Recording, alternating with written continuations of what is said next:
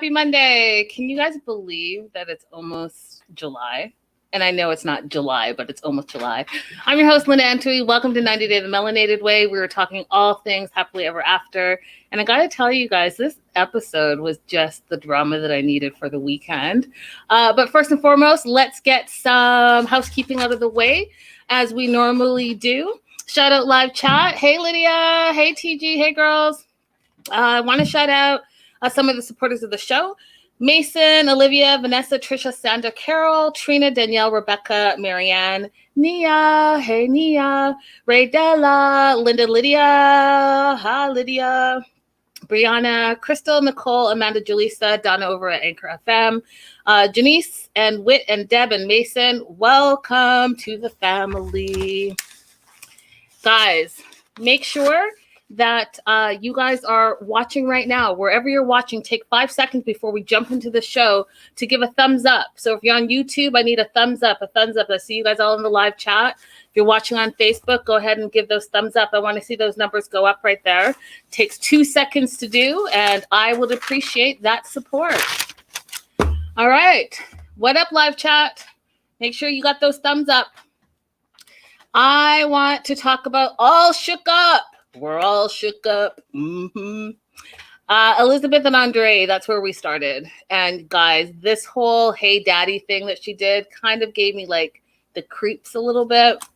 But whatever, some people do that. Some people call their partners daddy, and it's a whole thing. We all know it's a whole thing. But I don't know. It was a little weird for me.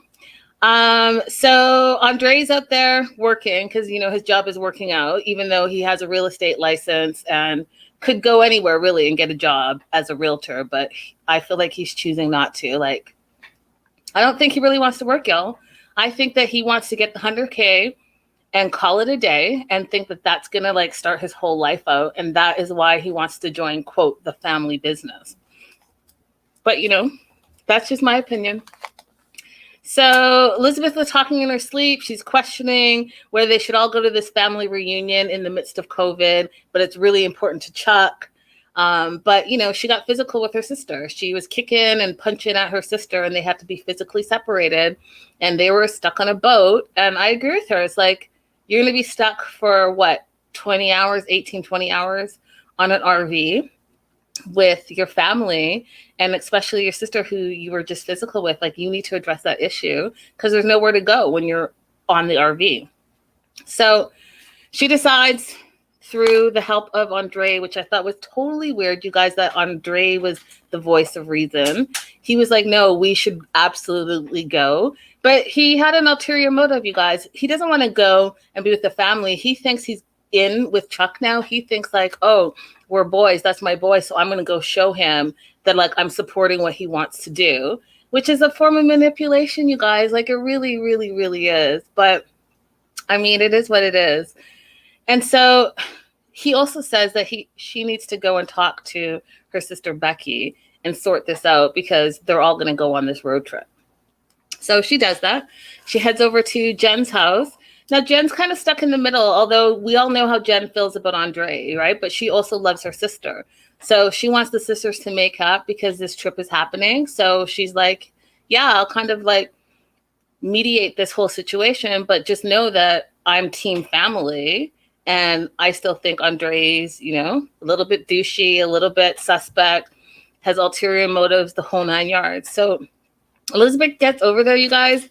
And her attitude was stinky as soon as she got there. Like, I didn't see like a forgiving bone in her body. She still wanted to continue to hold on to the anger she had toward her sister Becky. And like, so here's my question to you. I'm going to pop it up while I continue to talk about this. If your spouse or partner is fighting with your family, whose side do you take? Are you team your spouse or partner, or are you team family? Let me know in the comments below. If you're watching the replay, let me know in the live chat and we'll talk about it. Hey, Amanda. Hey, girl. Hey, shout out to husband Amanda. Happy birthday. I saw your post. Happy birthday to husband Amanda over there. So here's the thing. Okay. I don't think she really wanted to make up with her sister. What I think she wanted is her family to give Andrei respect. Now, I think that Andrei can't get respect if he doesn't earn it. And he hasn't done anything, you guys. We've seen him how many seasons have we seen this guy? It's been about 3 years, and we've never seen him work. And all of a sudden, he's got his real estate license, but he's never sold a house.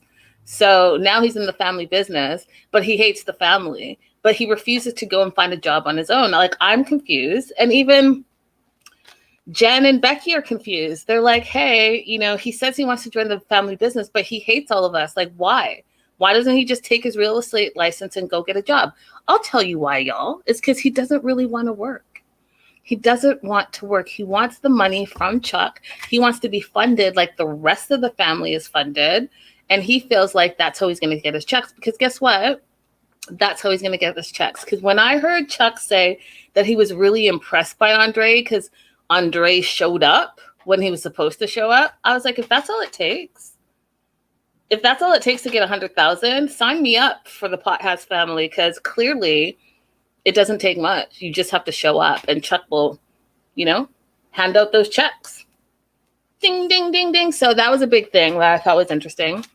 And then I thought it was also interesting that Elizabeth doesn't feel bad for any of it. She doesn't feel any type of remorse for the fight that she had with her sister.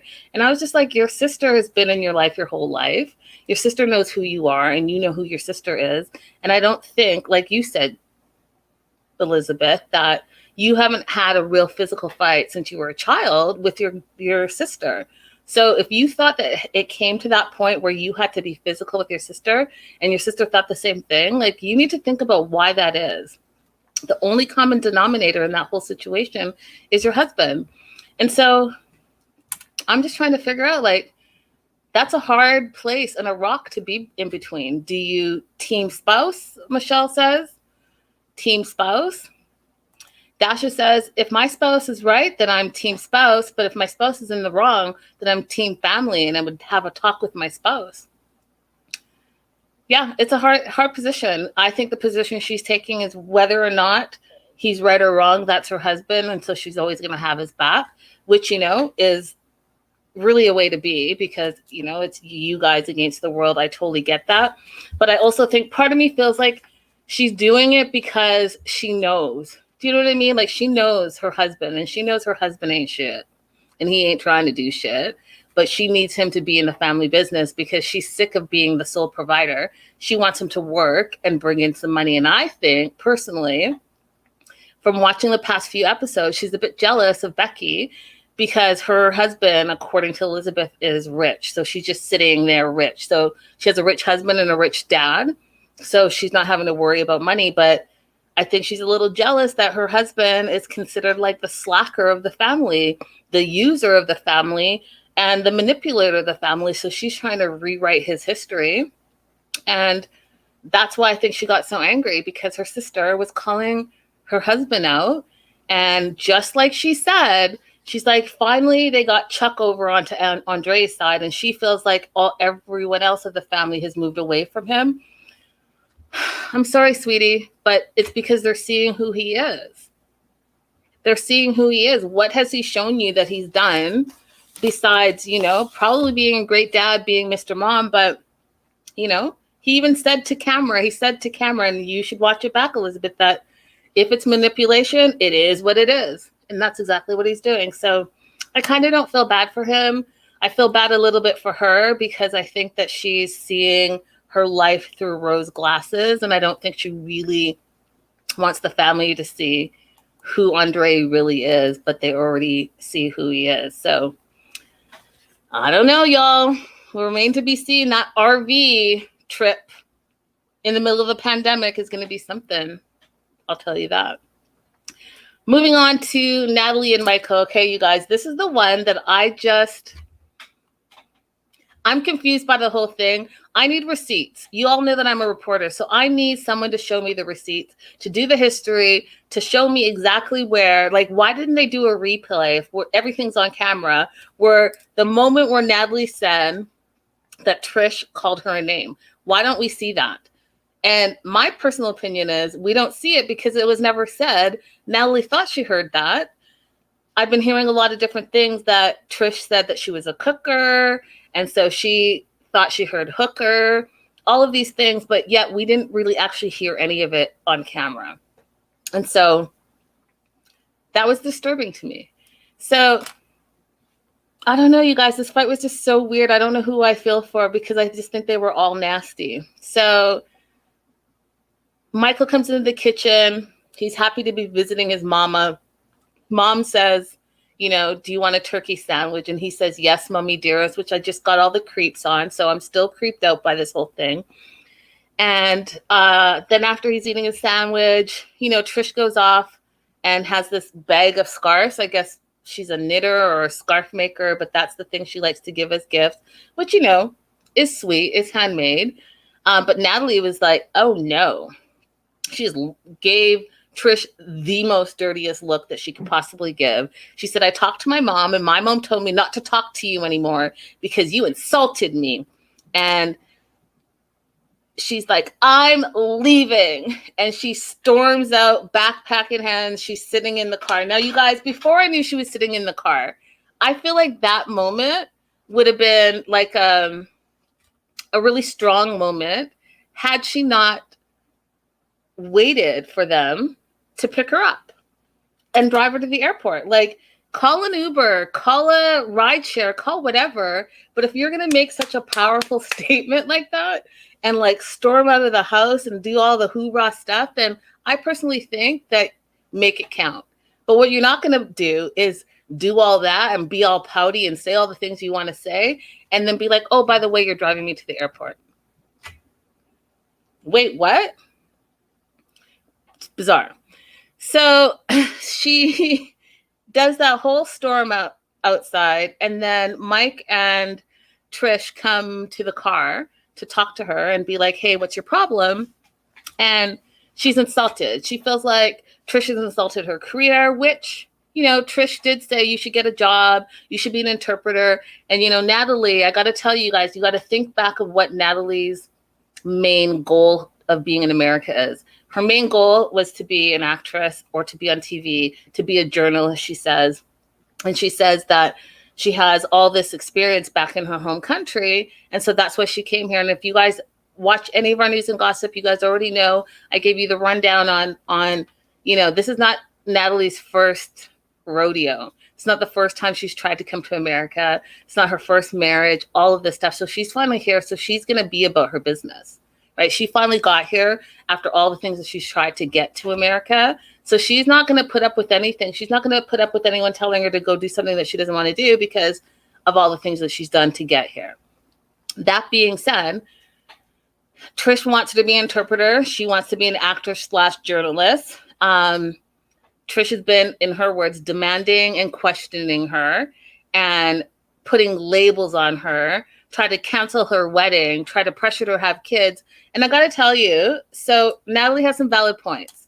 Trish was not very kind to her. Trish was, even at dinner when Trish was talking about, you're getting up there in age, are you going to have some kids? That's kind of rude, right? People have their own issues with fertility. So to throw that out at Natalie, I personally thought was a little bit rude. And then I think that when Trish was like, I don't understand, like, I never did anything. But Trish, think about all the things you've done up until this moment, right? So you tried to cancel her wedding. You've talked to her son.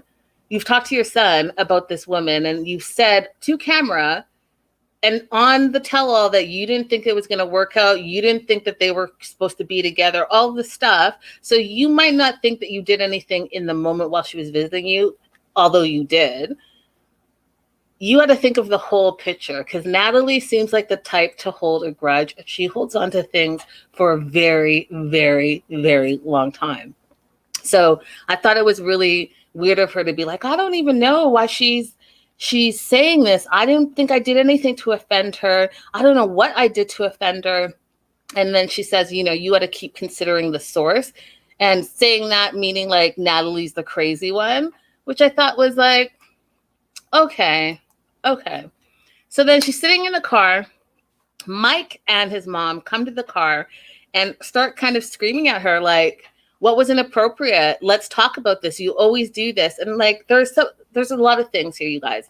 First and foremost, I can't stand the pouting that Natalie does and the silent treatment. I feel like, are you 5?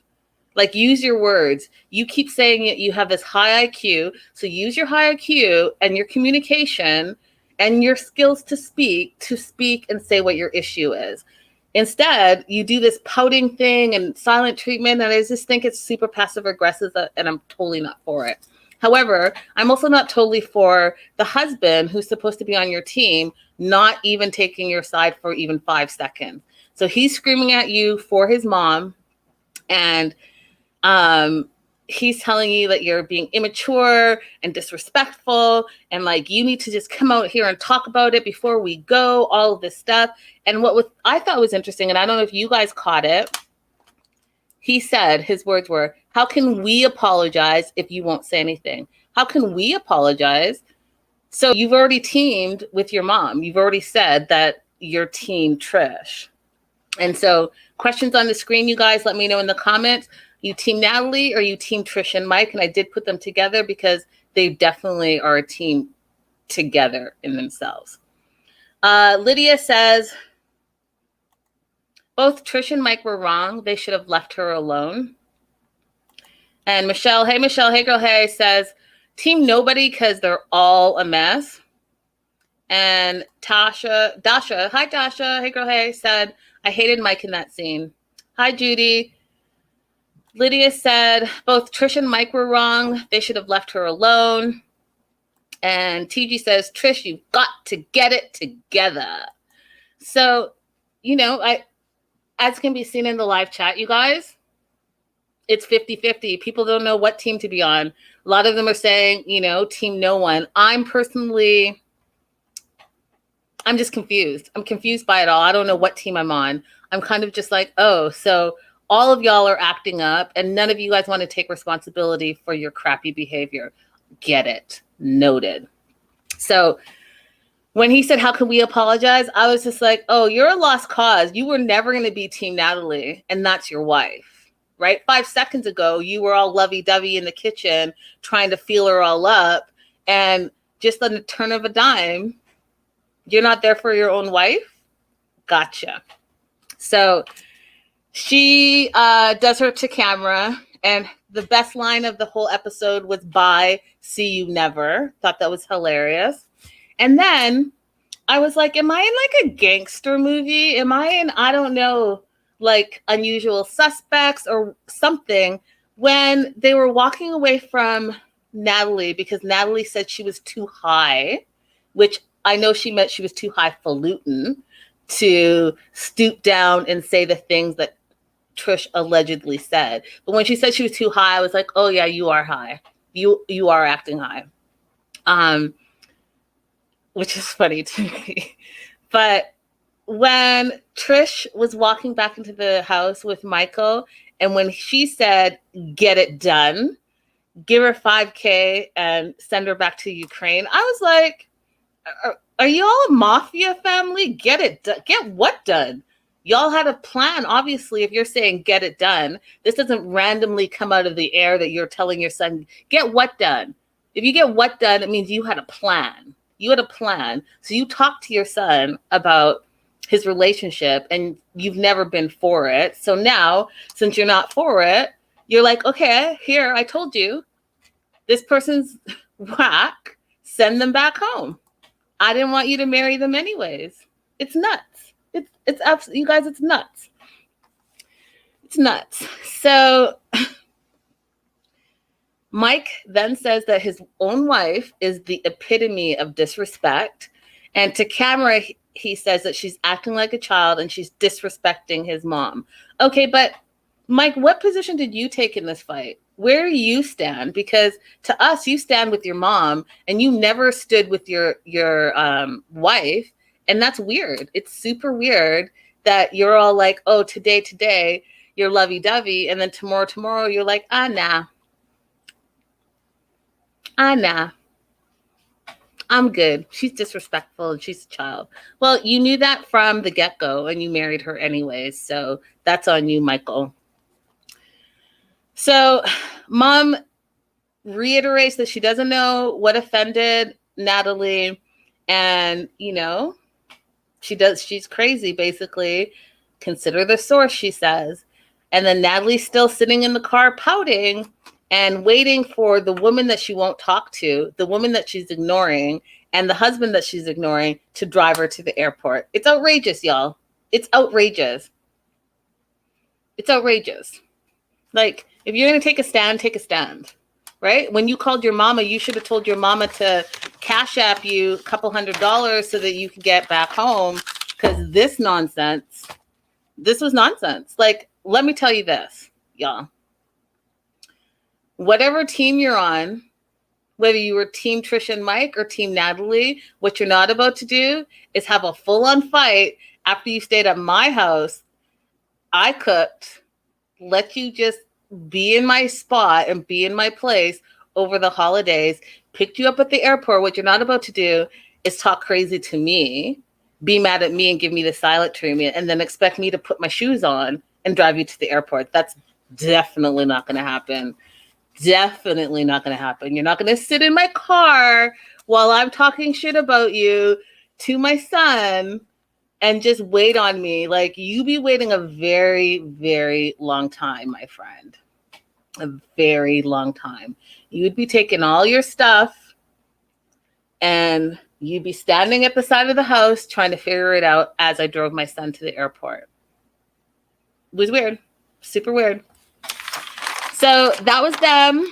Moving on to Asuelu and Kalani. This was another one that was just so...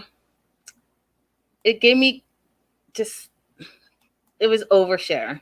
Okay? It was overshare. It was a lot of oversharing. So first thing I wanted to point out is I didn't actually realize that Kalani used to be a Mormon. They should really talk about that more in that whole situation, because she kept talking about her teenage Mormon years. And I would like to know that history a little bit more, because that would be interesting to me. So Asuelu and Kalani are officially slut people. They are, and those are their words, not my words, y'all. Don't come for me. Okay, those are their words. And if you watch the show, you know it's their words. They're officially slut people, and they're off to the sex shop. Just the two of them, because they want to let loose.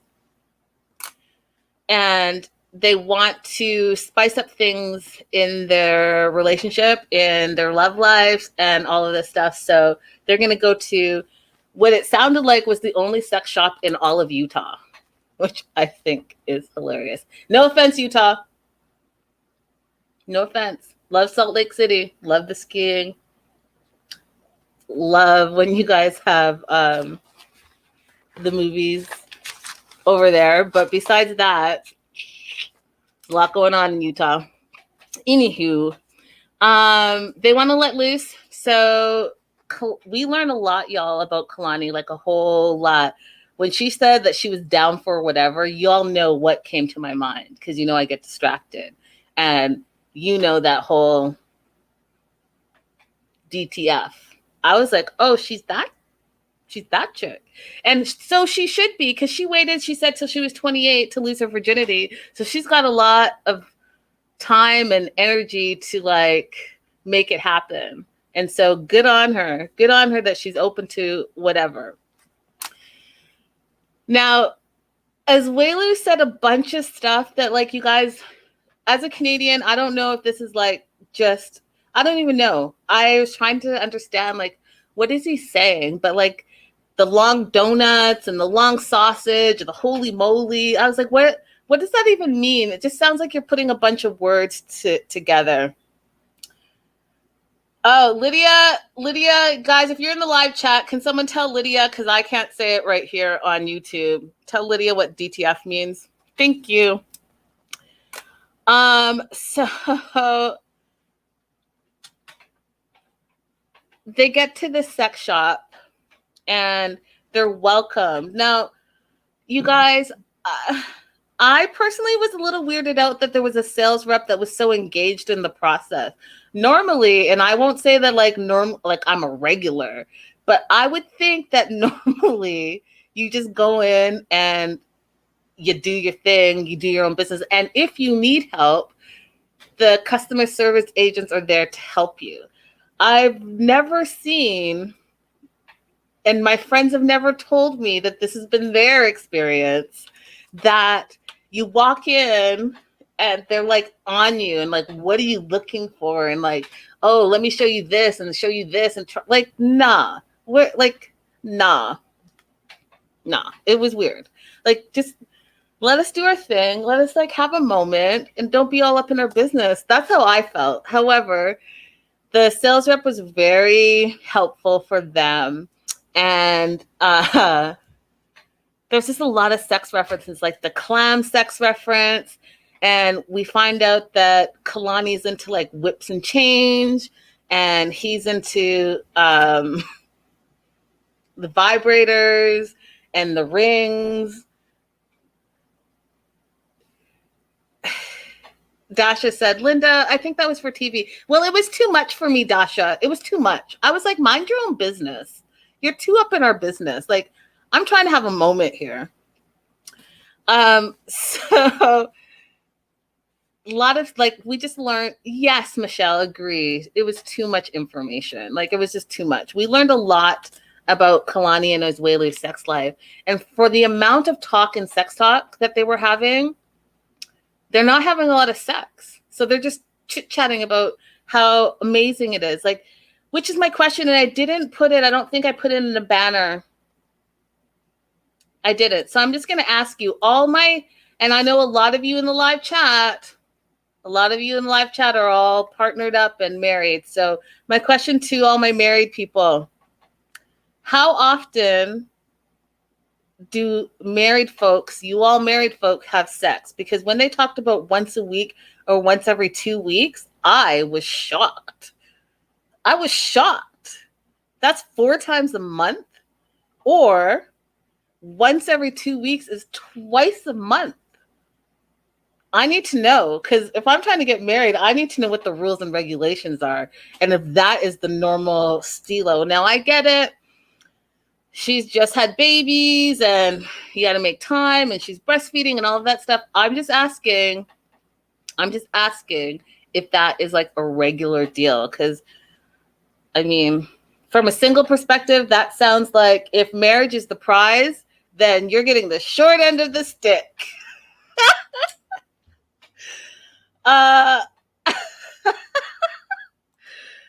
Lydia said 2 to 3 times weekly is the norm. Deborah said no schedule, whenever we want it, we do it. And Amanda said that Lydia is going to skew the data, so we can't really take Lydia's 2 to 3 weekly. I don't know. Y'all have to tell me. Let me know, because I'm very curious. That's twice a month, y'all. Twice a month? Okay, then. Michelle says, depends on a lot of things. Kids really limit your time. That makes sense. That really does make sense to me, actually. And I'm just being a jerk. So they go on this romantic trip. Now, the romantic trip is super not, I mean, the ride there. So Asuelu and Kalani don't even sit together. She sits in the back with the kids, which, I get because they're in their car seats. So Mama's in the back. And then Mama Lisa is up front with Asuelu. But they're open and like this sex talk. They're just talking to everyone. They're talking to the camera people, talking to the producers, talking to us, the fans. They're talking to sales reps. And now they're talking in front of Mama Lisa all about the sex that they're having and the big sex trip and the big romantic time and the sex toys and the planned activities is to have just a lot of sex. And I was just like, oh, I could never do that in front of, listen, y'all, I'm African descendant. My family's straight from Africa. And that type of talk in front of your parents, your elders, oh no. You said what about a who? A what toy? Y'all, I just had like a whole skit in my head just flash before my eyes. Hey, Stevie. He said, we're going to rock and roll. He sure did. Now, so he plans this romantic trip and they're going off to like a cabin area. and, talking to the front desk about having like cabins that are far away because he wants to get it jiggy jiggy. And like Stevie said, rock and roll. And he doesn't want Mama Lisa hearing them, makes it uncomfortable, all this stuff. I was like, if I was the front desk person, I would just be like, there's too much information. It's too much information. Just together or apart. That's all I need. And your ID, we'll keep this pushing.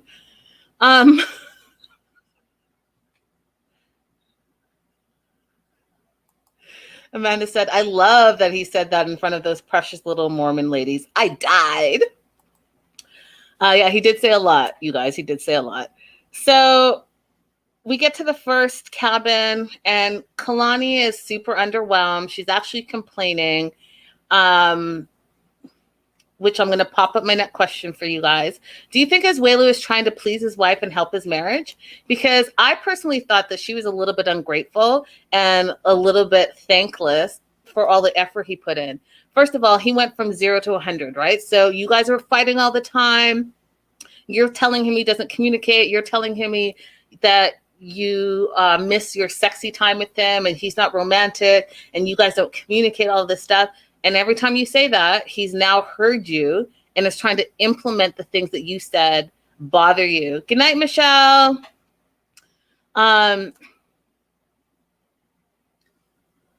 So I just feel like you're a little disrespectful and a little ungrateful because you start complaining out the get-go. You get to the cabin and it's giving you flashbacks of your teenage Mormon years and you think it stinks in there, and then the bunk beds are not good enough, and did the mom bring Clorox or whatever cleaner she referred to? I was like, you're complaining and you've been there for 5 minutes? I don't know about you all, but a romantic getaway to a cabin sounds romantic to me. And if he's in a budget, maybe it's not the best cabin, but he did the best that he could. And so I was really thrown aback by that. Like, I was just like, you're really being ungrateful right now, and you're kind of wrecking the moment. At least you're wrecking the moment for me. You did all this sex talk to be all romantic and y'all hyped, and then you're just like bitching and complaining for what? For what? He did the best he could. He's actually making an effort. That was my opinion. And that is my opinion.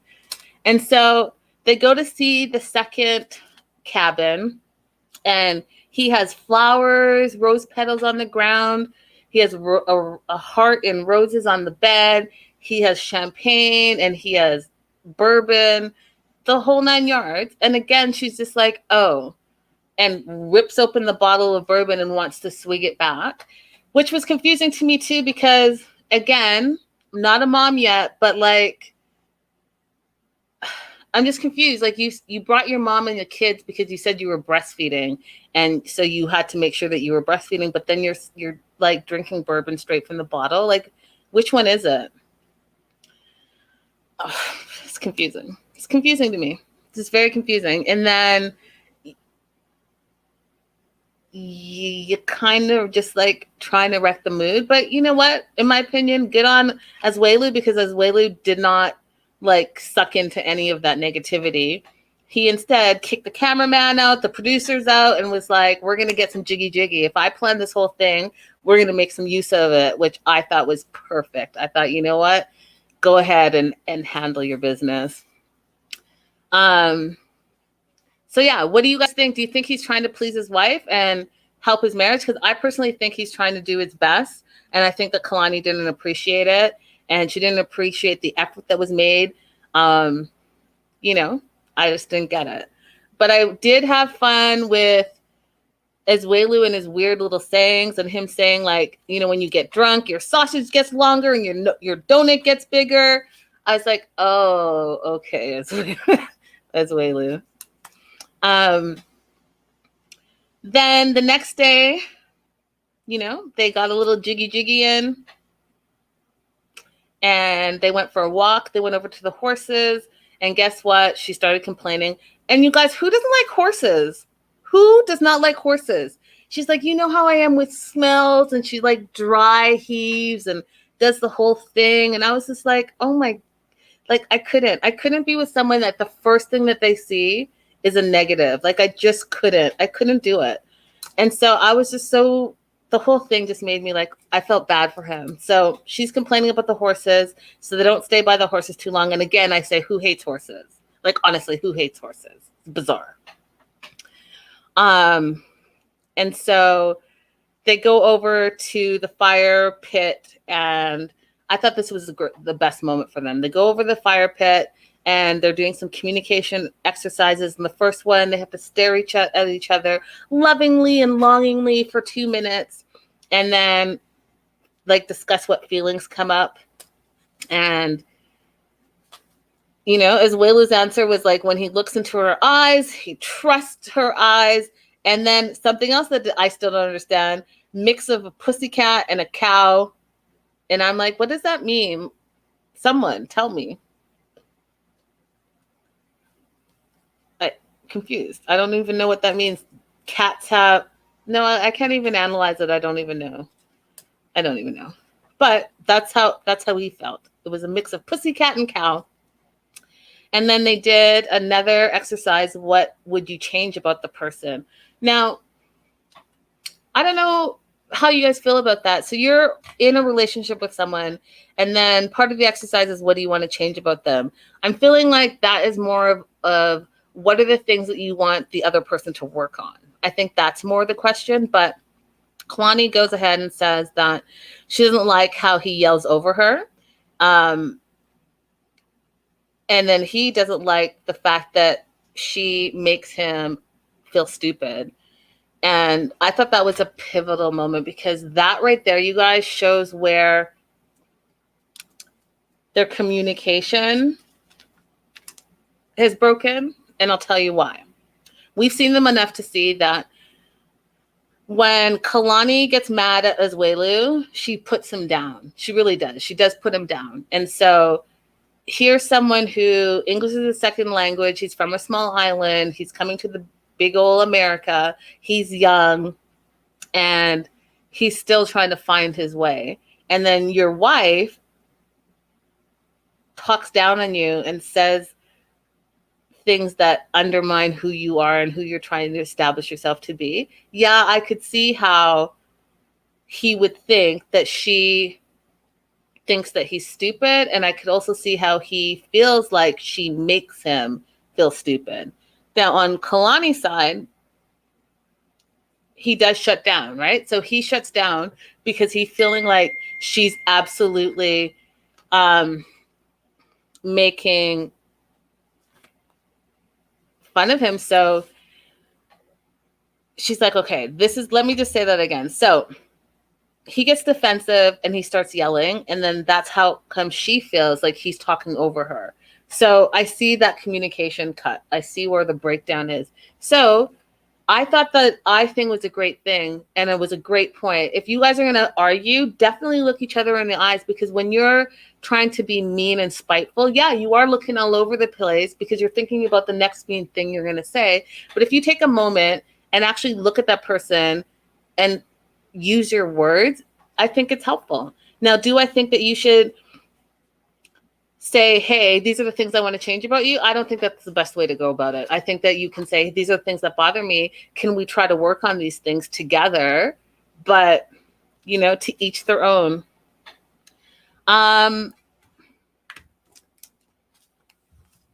Now, when he asked what he wanted her to change, it was their sex life. And I brought that up, the once a week, twice a month situation.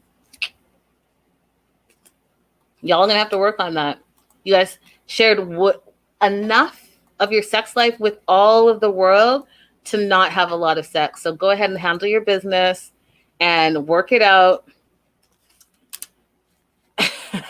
Stevie says they're called Asueluisms, crazy ass sayings that make no sense. They make sense to him though, Stevie, and they actually entertain me, and I sit there and try to figure them out. So I guess they're worth a little something, I suppose. Moving on to Angela. So Angela's lost 40 pounds in 5 weeks, y'all. Congratulations to Angela on that. She says, here comes sexy Mima. I have a lot of questions about Angela, you guys. So you know that she has 6 grandkids. And I can't remember. I know that she has 2 daughters. One of the daughters went to prison, so the one daughter can't be around kids. And I know that Angela takes care of those kids. And then she has Skyla, and Skyla has some kids. So I'm not sure what the breakdown is. Like, do they have 3 and 3 each? Like, and like, where's Skyla? Why is Angela homeschooling all of these kids? And like, when we met Angela, wasn't she a home care worker? Does she not do that job anymore? Is she full-time 90-day?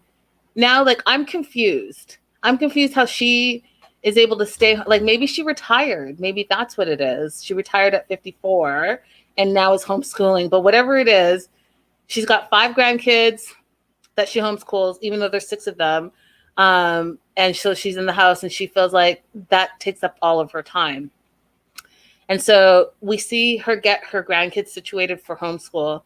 And then she has a call with Dr. Kasani. And they want to talk about her recovery and how she's doing and moving forward and all that stuff. Hey guys, everyone shout out Total Deegan over on Twitch. I just started Twitch. I'm still learning it. But I appreciate the comment, Total Deegan. So everyone say shout out to Total Deegan. That's cool. That you've come over on from Twitch. That's very cool. So Dr. Kasani says, hey, you know what? Angela, you're 273. Now you're 234. Congratulations. That's great. And listen, what are you doing to continue that and to maintain that? You got to drink a lot of water. You got to have protein and you got to exercise. Are you exercising? And Angela's like, no.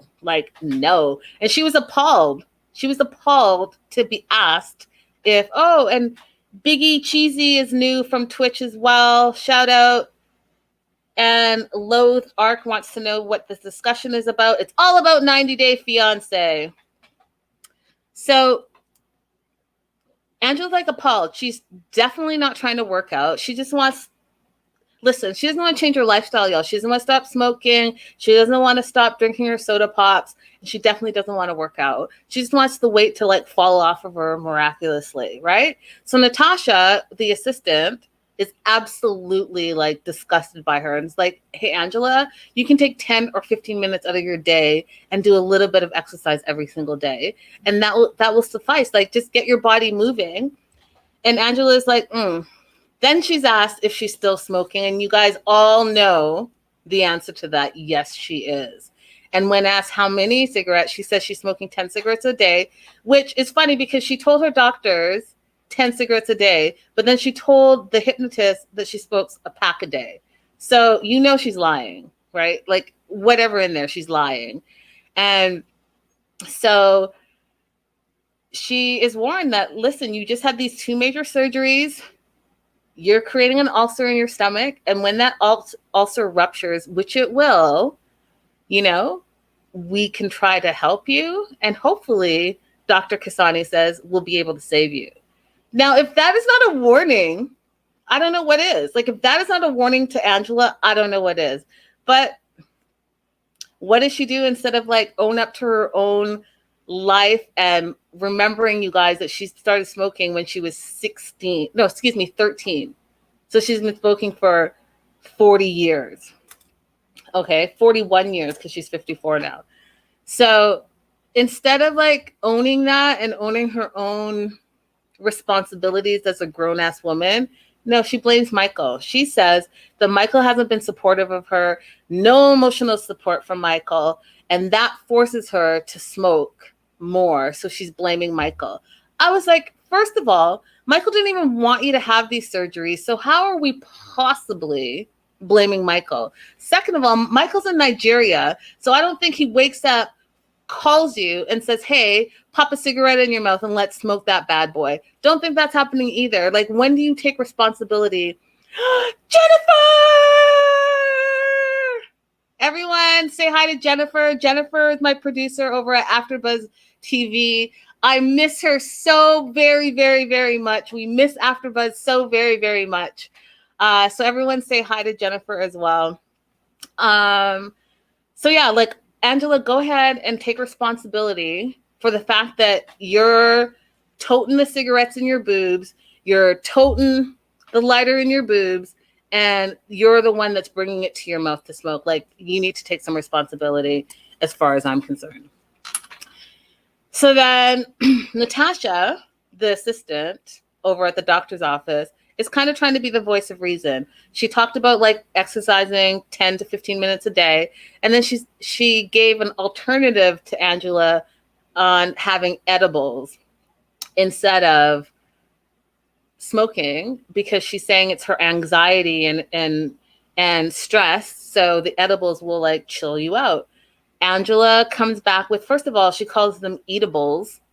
Angela, you just heard the word. Why are you now saying it incorrectly? I don't get it. And I know it's another Southern thing. I just think it's an Angela thing. But she's like, I'm not about to do any eatables. And I'm out here in Atlanta. Is it even legal in Atlanta? Well, Angela, she's just giving you options. To me, it sounds like you're just making every excuse in the book not to quit smoking. Yes, Jennifer. She's just full of excuses. 100% she's just full of excuses. And I'm kind of sick of it.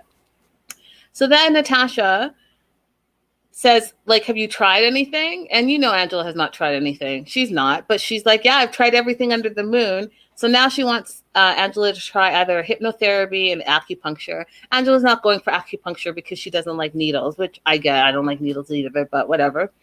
So she's going to go to hypnotherapy. And she pulls up to the hypnotherapist's office with a cigarette in hand. And she's talking about how she has so much stress, but because of poor Michael's stressing her out. But she also has an abscess in her tooth. And she knows that the abscess is getting worse by her smoking. But she's still smoking anyway. I was just like, y'all, I cannot with her sometimes. Like, I just cannot.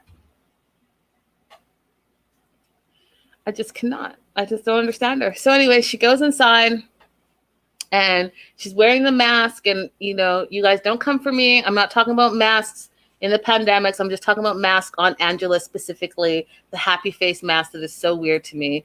And the way she wears it just totally bugs me, like under her nose and like pulls it down. Like, she just wears it weird. Like, you're wearing a mask now only because you have an abscess in your tooth. And I guess you don't want people to see it, because it's not because you don't want it to be infected. Because if you didn't want it to get infected, then you would stop smoking. So it's really just like a cosmetic thing. Like, you're embarrassed by it, which is fine, right? But like, you can be in the back of a ride share, totally smoking away with windows up, with no mask on. Like, so like this, the reasoning behind her, I just don't get her reasoning. That's what I'm saying. And I don't get how she wears it. It's weird to me. And so she gets into the hypnotherapist's office and she doesn't believe in it. She thinks it's hokey pokey stuff, but she's still willing to give it a try. And she's asked, do you want to quit? And she says she does. And he asks her on a level of 1 to 10, 10 being you really want to quit, what level are you on? And then she says 10. Y'all, I rolled my eyes so far, I think they popped out of my head. I was like, Angela, so we're just going to sit here and just lie?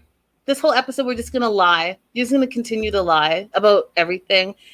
Because you know for damn sure that you're not at a 10 yet, okay? You're not at a 10. We've seen you. We've seen your journey. We've seen what you've done right after surgery. And you almost even tried to, when they went into the face and neck situation, you literally only tried to lie and could have like had major consequences had the doctor not made you fill out the form and actually ask you questions and ask you, have you smoked? Because this surgery right here, unlike the 2 others that you just had, this will kill you if you're smoking. You can't have nicotine in your system for at least 4 weeks. And guess what? She went home, continued to smoke, comes to hypnotherapy and says, hey, listen, I need to do this thing because I'm going back to the doctor in 4 to 5 weeks and I need to they're going to test me and I need to not have nicotine in my system. Okay, Angela. So she gives her one last hoorah and goes outside and has a smoke and doesn't want to talk to the producers, doesn't want to talk to the cameraman, doesn't want to talk to anyone. She just wants to enjoy that moment by herself.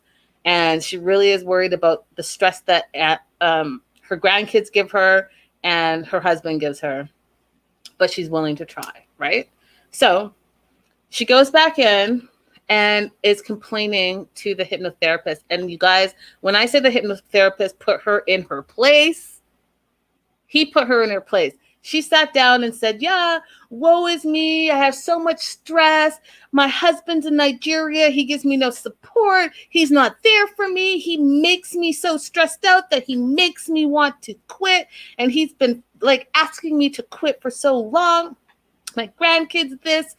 And the hypnotherapist just looked her in her face and he was like, I just want to be clear. You want to quit for you, right? Like you want to quit.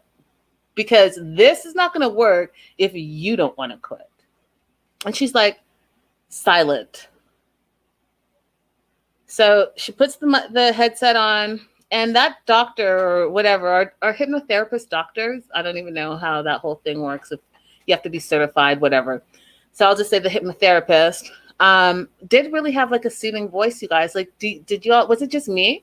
I was like, he does really have a soothing voice. Like I could see him like doing audiobooks. You know what I mean? Like he did have a soothing voice.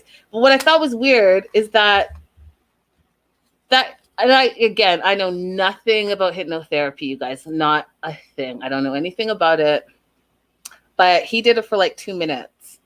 And apparently Angela was under. She felt like she was having a moment, and she felt him. She felt his voice in her head, and she felt like this was it. And I was like, is that as long as it lasts? This whole buildup, and you did it for 2 minutes, and this woman who's been smoking for 40 years, that's it? She's not going to smoke anymore? That's all it I don't know what I thought it was, but I thought at least it'd be an hour session and multiple sessions. This 2 minute, like, okay, you have the will to not smoke anymore, and you're going to wake up every day and you are going to be able to say no to cigarettes, and on a count of 5 from my voice, you're going to not want cigarettes. 4, 3, 2, 1, and that's it. It's weird. I'm not saying it doesn't work. I was just surprised that 2 minutes and pow, pow, pow, that was it. Judy said, it is relatively short. However, I think they cut a ton out. Okay, well, Judy, thank you for that, because I was surprised that it was that short. I was like, if it's that quick and that short, Angela should have done that 35 years ago. All right, moving on to Brandon and Julia. And I just want to make sure I didn't have a question. Yeah, here it is. I'm going to pop up my question for Brandon and Julia. My question is, would you have been upset if your parents threw a party for you when you said you didn't want one? Would you be upset if your parents threw a party for you when you said you didn't want one? Okay. Because it is Ron's birthday, 70th birthday, and Julia is already complaining in the car. She wants to meet the family, but she doesn't really want to meet the family because she doesn't want to meet anyone new. It's stressful to her, and it makes her nervous because then she has to think about her English, and it's just too much for her. And I was thinking the whole time she was complaining, I was thinking, but when she went to meet that business mentor for the informational interview, these are the exact same things that businesswoman said. She said, you need to go out and network and meet people in the city, and you need to practice your English. Those are the things that I even remember. Those are the words that she said. So what a great opportunity this could be, where you meet people that actually, it's not like a cold meet, and so it's even more awkward. These are all your husband's friends and family and extended family, so you would feel more comfortable and they would be more welcoming. That's my take on it. And so she goes there, they get there, and at first she's like, wow, it's beautiful, because there's all these balloons and all this stuff. But then she looks over and she sees like a banner, and it's like a wedding banner saying congratulations, and she's annoyed, she's pissed, right? So both her and Brandon are pissed. Now, before I even break this down, I don't understand. I don't understand what they're upset about. Now, I understand that Julia thinks it's a control thing. But I personally don't understand, what are you annoyed about? What do you ignore? You didn't have a reception. You didn't have the wedding of your dreams. So for this specific situation and this specific situation only, I'm totally on Team Ron and Betty. They wanted to celebrate you. They're happy. They welcomed you into the family, and they want to extend that happiness and welcome by celebrating your love and celebrating your wedding. So what did they do? They get a little cake and they put a banner up and they have like a small little speech from your officiant. That's what made you angry. And that's what Brandon is saying is personally disrespectful to him, because he said that he didn't want that.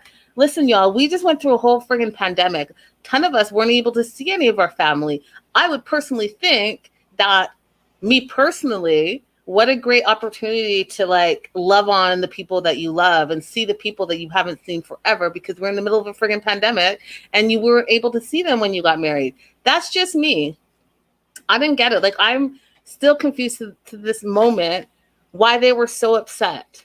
Is it because their wishes weren't respected and your wishes were, hey, listen, Mother Betty and Father Ron, we don't want you to celebrate us. We don't want you to say thank you and congratulations for your forever love or for our forever loves. We just don't want any of that attention. We don't appreciate it. I'm super confused.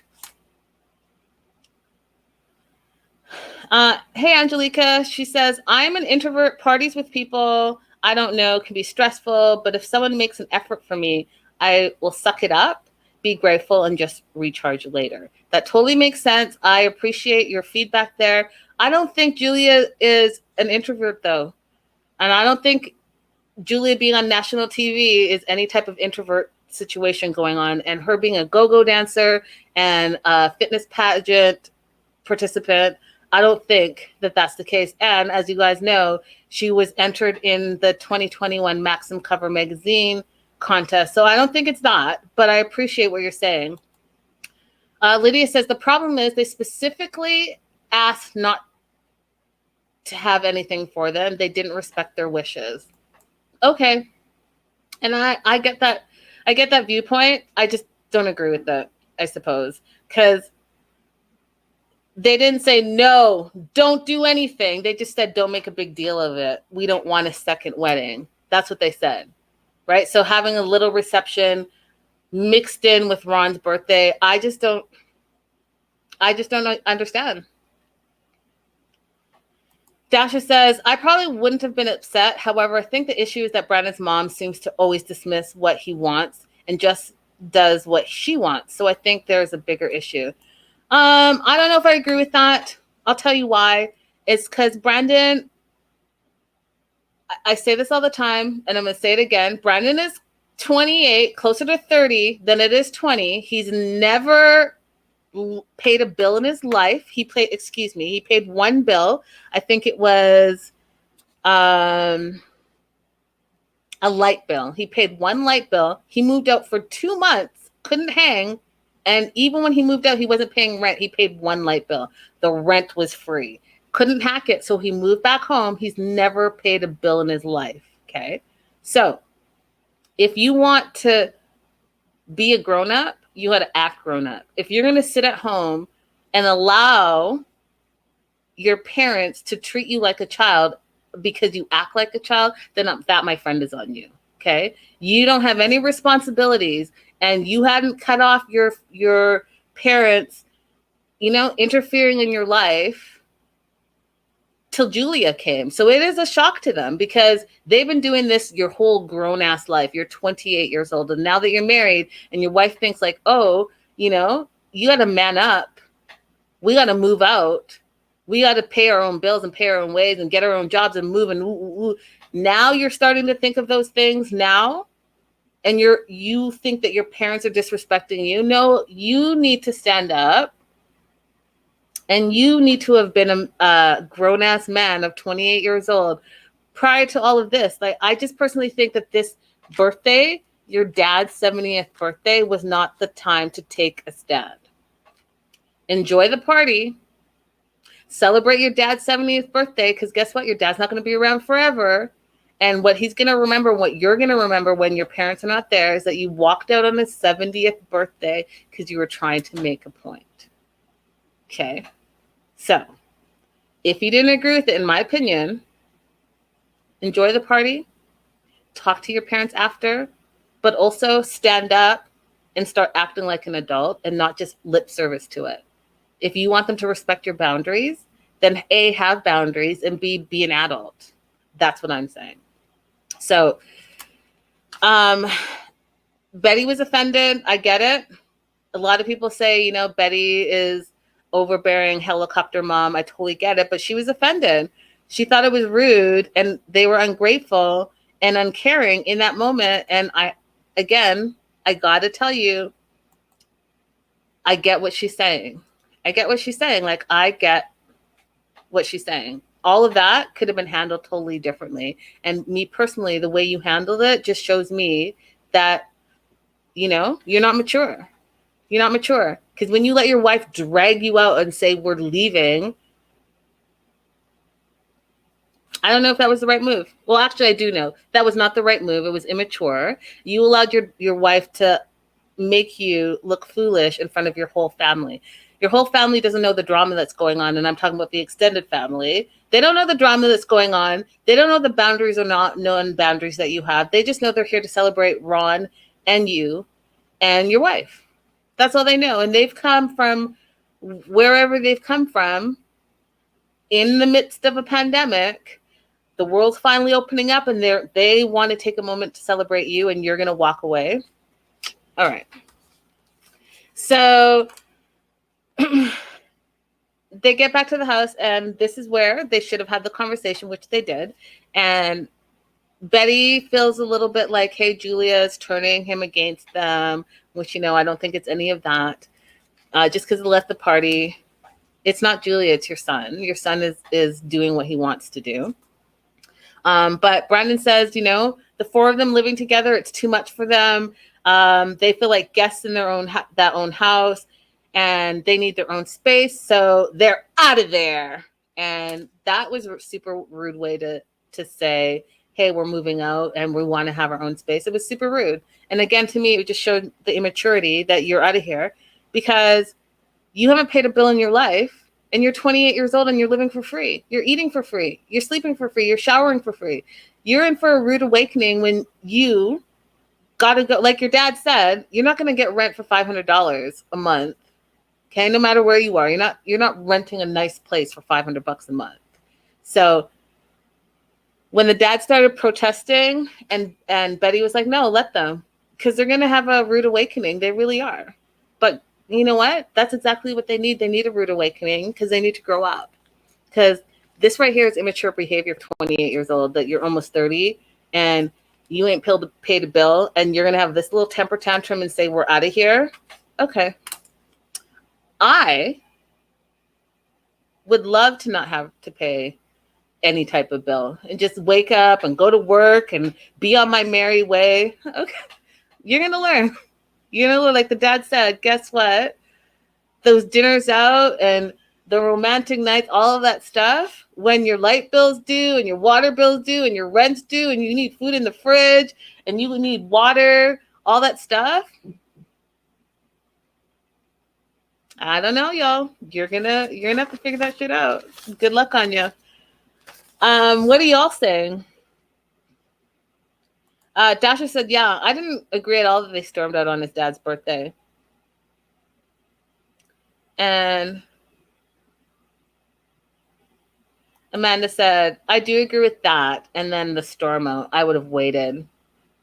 Vanessa says, Betty tried to play the victim, which was annoying, but they can't storm out, but then return to Ron and Betty's home. Then the next morning, Mommy, what's for breakfast? Listen, Vanessa, we're seeing a bunch of that. We're seeing a bunch of that with all of them. We saw it with Natalie. We're seeing it with these two. It makes no sense. Like, if you're going to take a stand, take a real stand. Don't just have a hissy fit and then turn around and want the people that you're having a hissy fit to be there for you. It's outrageous and it's immature. Last and certainly not least, Not a lot to say about Tiffany and Ronald. Okay. I was a little confused on the timing because I was like, why is Tiffany celebrating Christmas and no one else is celebrating Christmas? Like, where are we in the storyline? And why is everyone else in this episode not on the same storyline? It was really weird to me. It threw me. And I told you I get distracted by weird stuff. Like, make those edits make sense. But apparently it's Christmas. They have a tree up, but it's not quite Christmas because she wants to tell her mom that she's possibly going to spend the holidays in South Africa with Ronald, which was shocking to me, okay? Now, first, let me mention the off-the-shoulder thing because this girl has everything off the shoulder. I don't know if she like Googles off the shoulder and then just buys everything, but she had a sweatshirt that was off the shoulder. It was super cute, I thought. But I was like, where does she find all this off the shoulder stuff? She talks about how important Christmas is and they have a traditional Cuban dinner and it's like loud and there's mariachi music and the whole 9 yards. It's beautiful. It's a super important holiday for her and her family. However, she talked to Ronald and Ronald told her that the borders in South Africa are open and he wants her to come and see them. And all of a sudden, like, I haven't watched the past 6 episodes where you were just trashing your husband, how he doesn't have his shit together, how you canceled your trip because you didn't want to pay for it because he didn't really have a job and you weren't doing it. I'm confused. Now you're going.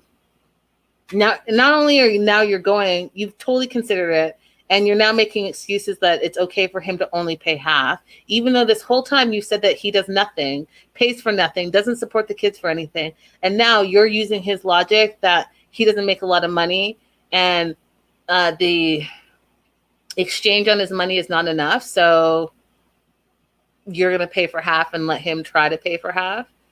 You just told us for the past 6 episodes that that's not what you were down for. You wanted him to get some responsibility in his life and start taking, like, I'm confused, but apparently Tiffany is not.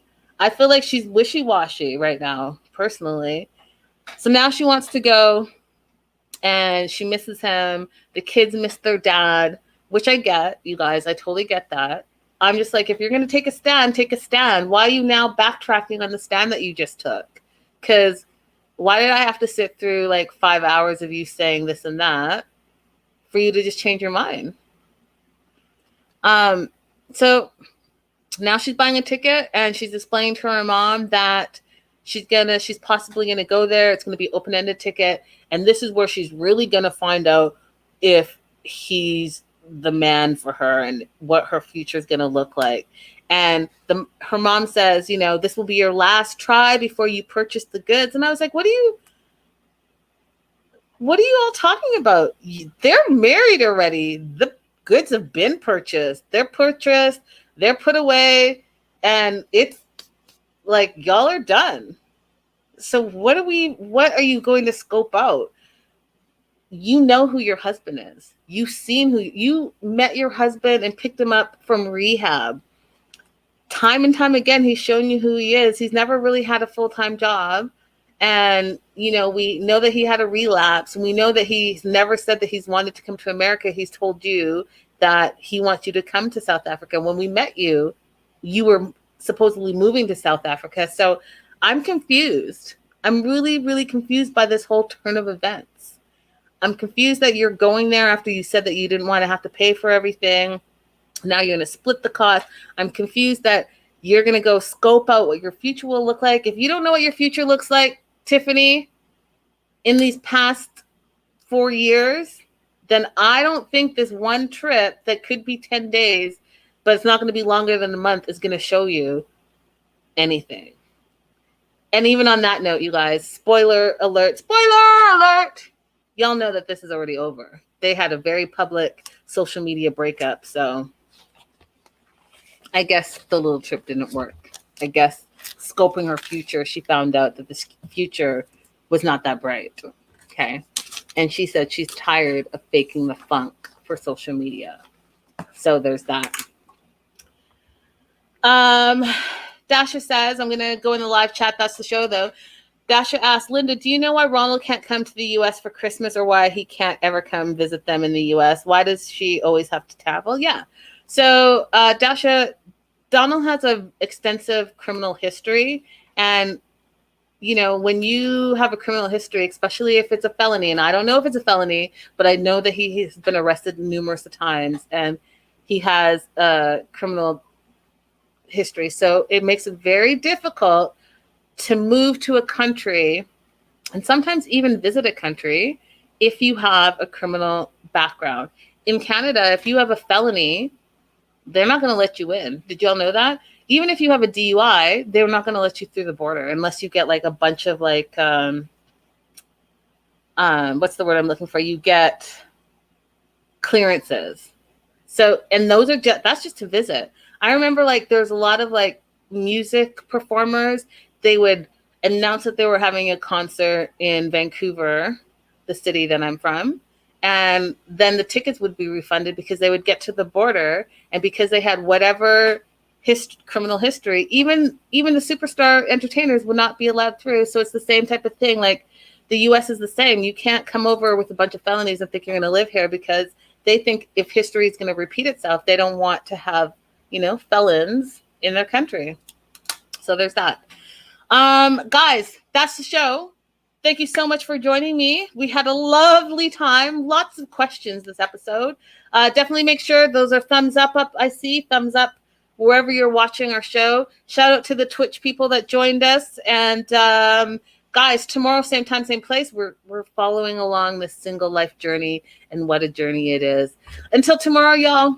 Hugs and kisses. Bye for now.